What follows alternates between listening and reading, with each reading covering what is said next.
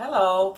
In this lesson we are going to be using the same image that we used in last month's, and this time we're going to be using color, and I will give you more specific direction on your collage pieces.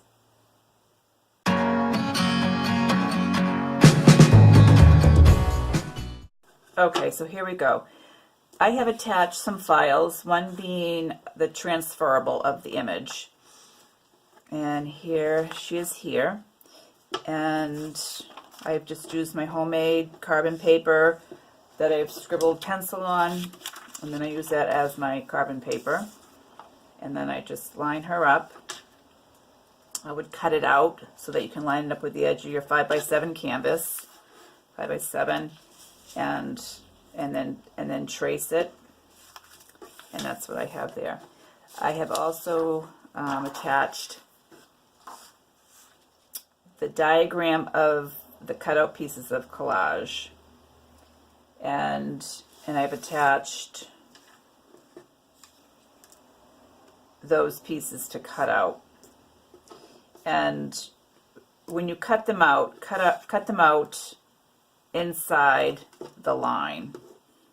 That they might end up bigger than they should be if you cut on the outside line, but not a big deal. The ones that I have here, I've highlighted them, but I believe I've starred them. These pieces are optional. I didn't want you to feel you had to cut out all these bunch of these little pieces, and for some people that may become tedious. But what they are these highlight pieces in the hair, and you can choose to do them if you want or not. You could always go in and highlight that later with paint. But I'm going to cut them out. And so here's all my pieces ready to go. And then pick out 5 different pieces of collage to work from. And they're going to be on a value scale from 1 to 5. 1 being the darkest, and 5 being the lightest. And then I have 3 values in between. So this is value 1, value 2, value 3, 4, and 5. And if you squint at them, sometimes it's hard to really kind of see the different values, especially when there's a print and there's different colors going on within the print. If you squint, you'll be able to see the gradation of value better. And I have labeled the pieces what value I would like you to use to cut the specific piece. So as an example, this piece here, V3, let me see, so which one is it here? Would be this middle value, what you get. So I would take my middle value and then trace it. And when you trace, have it so that the writing is up. You could try tearing it too. Not all these edges need to be cut.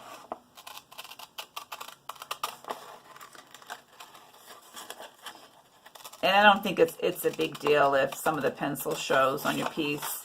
You can either erase it or leave it. Okay, so I have all my pieces cut out. That took me about 40 minutes to do them all. And on the diagram, it also shows you how to lay the pieces out, which piece to lay down first. So for example, this piece here, which is value number 5, I've marked it on the back. And if that's easier for you to do that, just to keep track of your pieces, you can note the value of each piece on the back. Also, I've marked the pieces that are in the hair as H. Each piece is marked with an H, just to kind of help you keep track of where the pieces go. So for the hair section, this piece is going to go down first, and then I've marked this larger piece here to go down second. Now this, you can see I tore this edge and cut that edge. Some of these pieces here I tore instead of cutting them. This piece I cut one side and tore the other side. Yeah, so, and then if there's any lines, pencil marks, where is my eraser? Oh my goodness, here it is. You can leave them if you like. I don't know if you can see this. I do have some pencil mark here and a little on this side.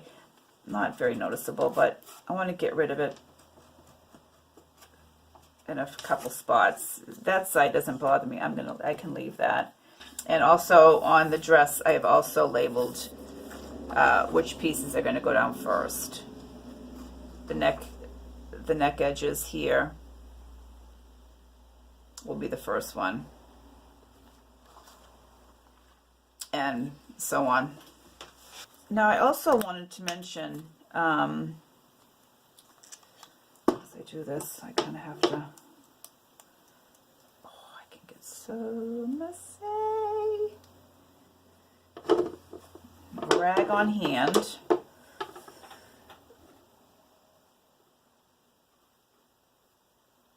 And use this diagram to help you with your placement.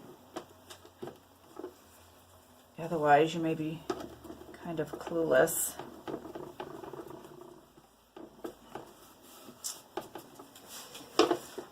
This paper was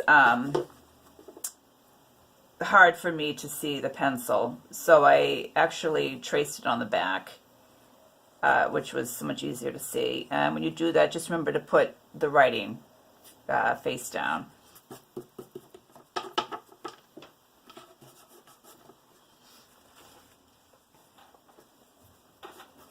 You can see I kind of knew I cut beyond the edge here. I can actually wrap it around. Be done with it. Yeah, if I wasn't looking at that diagram, I would have been lost.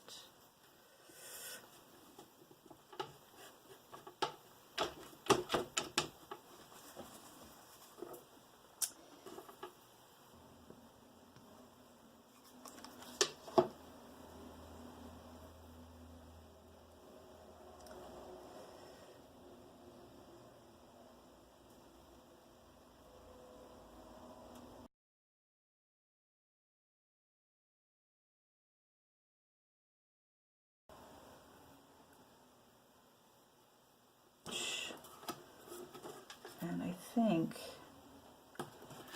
that will work.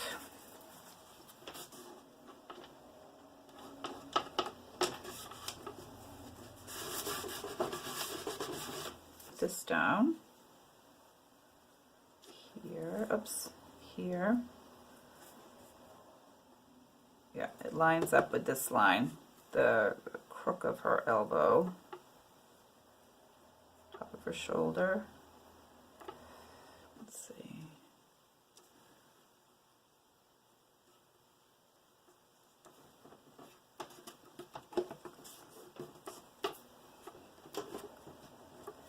This little notch here is maybe a little overkill.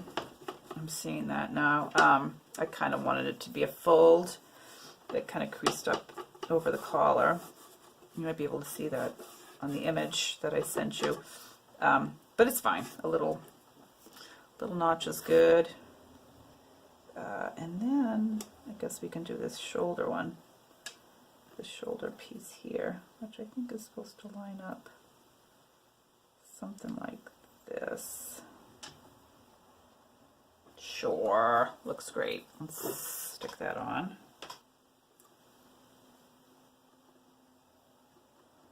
Right there.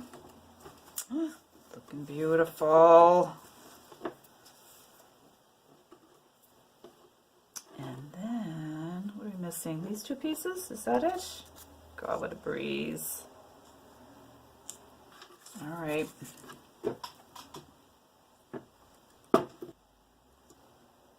This lines up with the edge.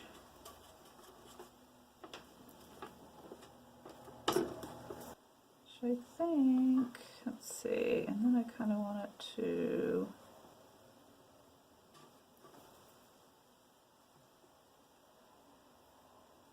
yeah, this is kind of her waistline right here, and that's lining up here. Yeah, good enough.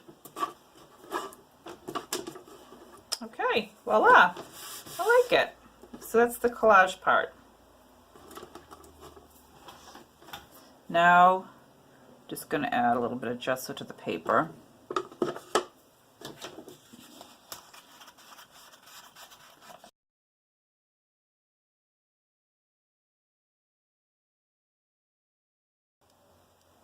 I'm going to go light with it.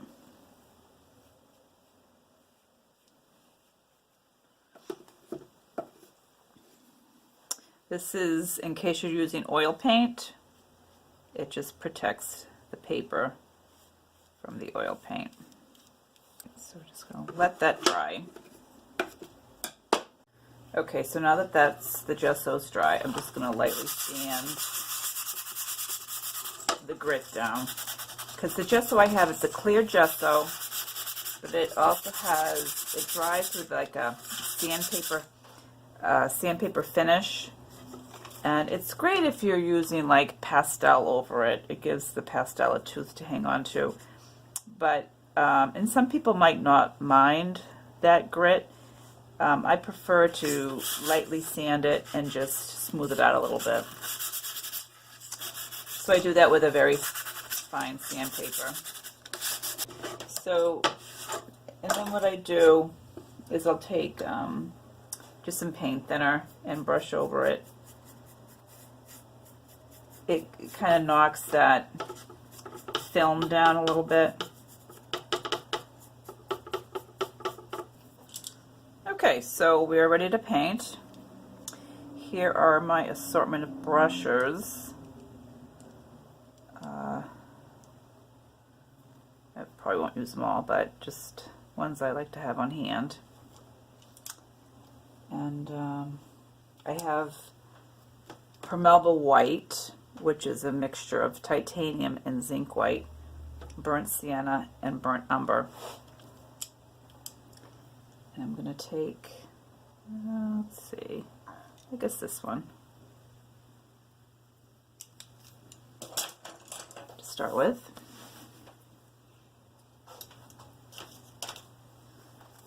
And I'm referring to the image that I attached with the lesson. I'm going to start with the burnt umber, loosening it with some paint thinner, not too much, we don't make it too messy.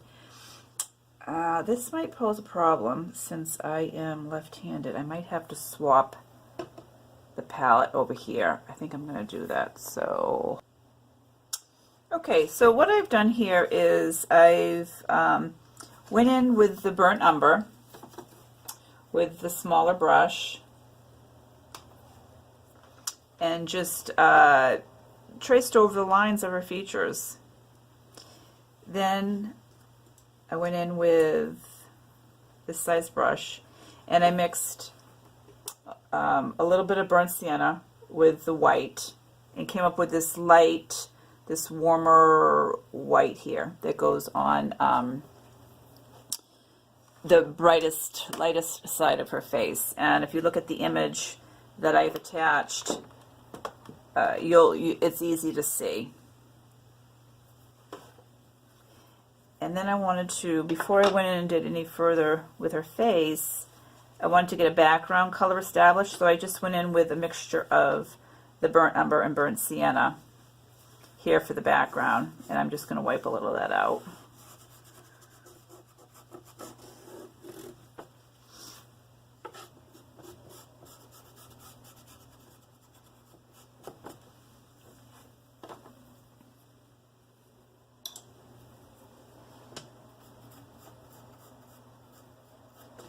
Just kind of soften that edge because it got on the paper a little bit. I just went in with some paint thinner, which I use Gamsol for that, odorless paint thinner. So yeah, this background is the burnt umber and the burnt sienna and the white. So it's a combination of all three colors.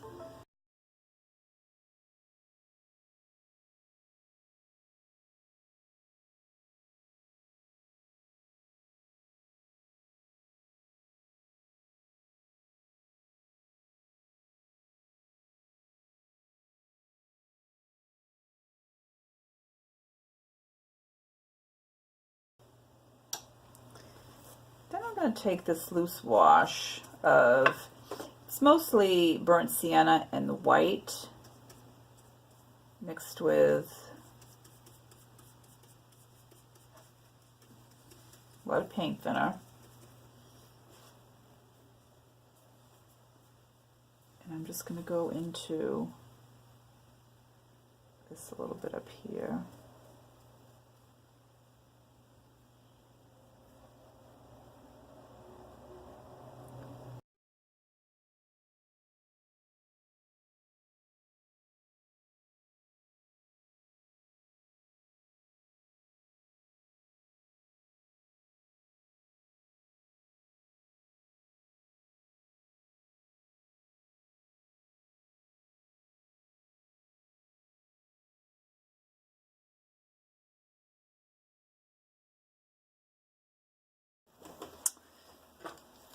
Okay, so I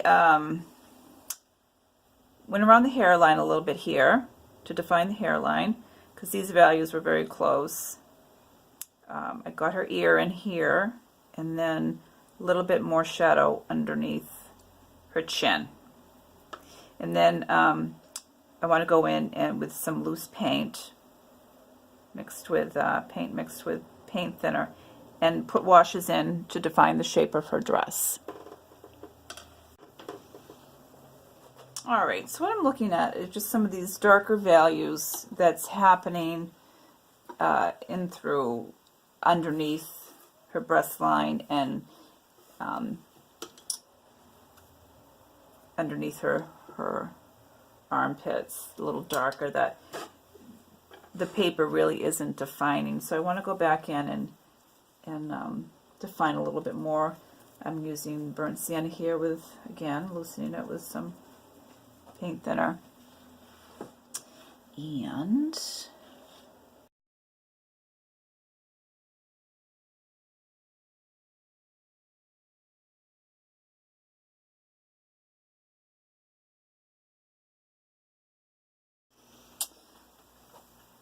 so what I did is I went in and with some loose paint using the burnt umber and went in and defined the dress a little bit with a loose wash, finding the darker values, the creases of her dress, and then just so that this collage portion didn't read as flat as it was. You can give it a little bit more dimension, although you have these value shifts going on, which gives it dimension. But also, if you can go in and maybe break up these pieces themselves into different values, it just adds more dimension to her dress. And I did that also up in the hair. So there she is. Okay, I hope you enjoyed that lesson, and until next time, keep painting.